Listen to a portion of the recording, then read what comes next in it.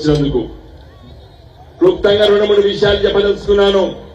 మే 13వ తారీఖు నాడు పార్లమెంట్ ఎన్నికలు జరుగుతున్నాయి. ప్రచారం చేసేటప్పుడు మన పెద్దలకి చాలా మందికి మొన్ననే అయిపోయినాయి కదా, మళ్ళీ ఎన్నికలు అని మళ్ళీ అడుగుతున్నారు. ఈ పార్లమెంట్ ఎన్నికల్లో మరి మనలాంటి చురుకైనటువంటి పౌరులము మిగతా వాళ్ళకి చెప్పాలి. మన దిశ దశ తిరిగేదే పార్లమెంట్ లో. రాష్ట్ర శాసనసభ ఎమ్మెల్యేలు గెలిచి రాష్ట్రంలో ప్రభుత్వాన్ని ఏర్పాటు చేస్తారు. కానీ కేంద్రంలో కేంద్ర ప్రభుత్వ పాలసీ లేకుంటాయి. డబ్బిచ్చేది అక్కడి నుంచేలే, అక్కడ కొట్టాటోడు కావాలి.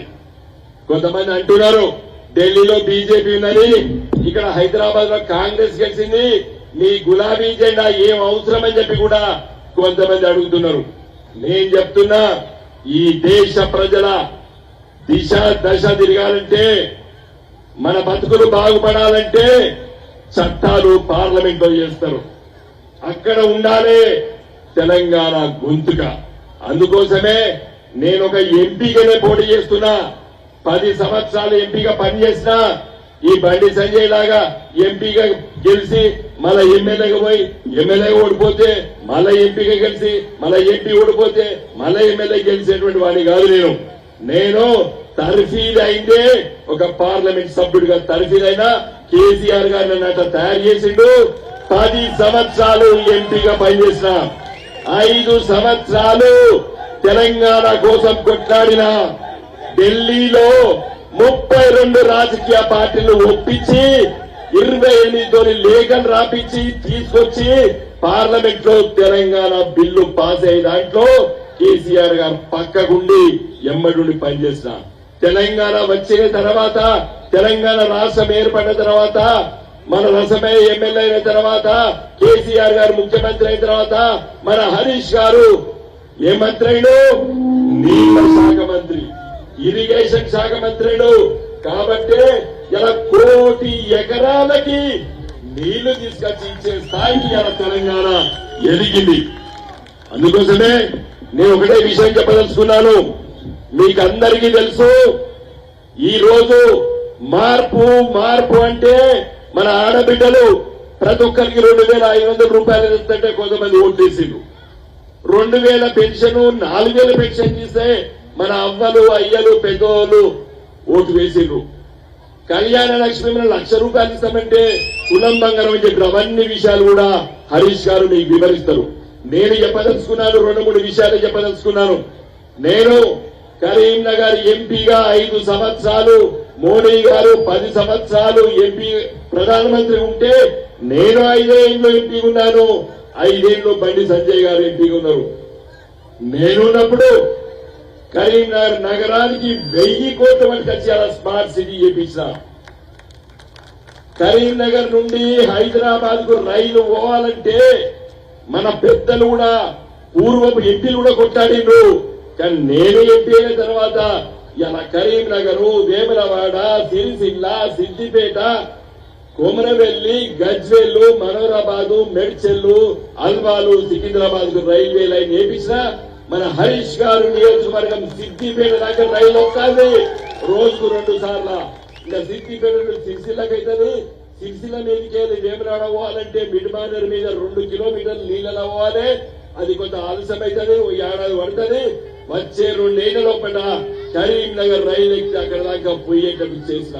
ఒక గది ఎంపీ పని చేయాలంటే జాతీయ రహదారులు కోసం ఇలా కొట్టాడి తెచ్చిన మన రాజీవ్ రహదారి మీకు తెలుసు, అది పావు నడకలాగుంటుంది వంకర టిక్కర.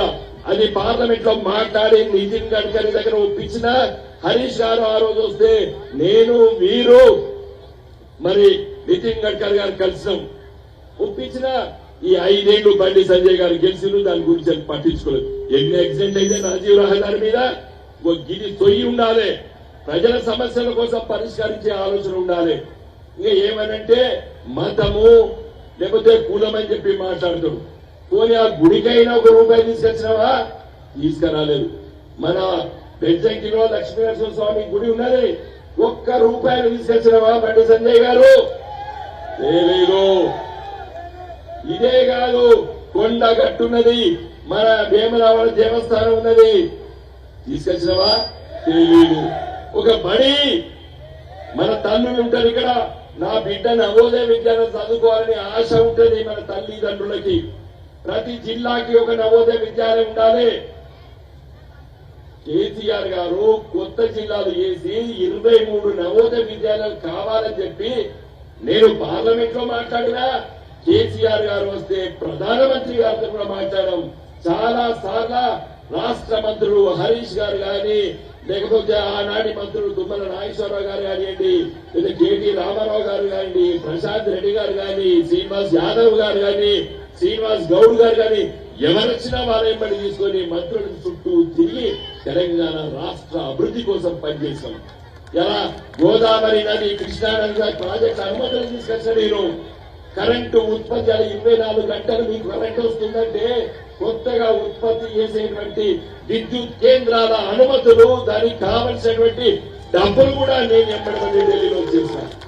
దురదృష్టవశాత్తు 5 ఏళ్ల కింద మరి బండి సంజయ్ గారు తిరిగి ఏదో మాటలు చెప్పి, మోడీ గారి పేరు చెప్పి ఓట్లు దండుకొని 5 సంవత్సరాలు ఎంపీగా ఉండి 5 రూపాయలు కూడా ఇలా తీసుకురాలేదు మన కరీంనగర్ పార్లమెంటు నియోజకవర్గానికి.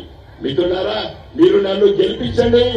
తప్పనిసరిగా ఈ రోజు గ్రామీణ ప్రాంతాల్లో తిరుగుతున్నప్పుడు చెప్తున్నారు, హరీష్ గారు చెప్తారు మీకు, ఓటర్ మహాశయులు ఏ గ్రామానికి పోయినా నేను కూడా మార్పని, మేము తప్పు చేసామయ్యా, ఈసారి కారు గుర్తుగా ఓటేస్తామని చెప్తున్నారు. నాకు చాలా విశ్వాసం ఉన్నది.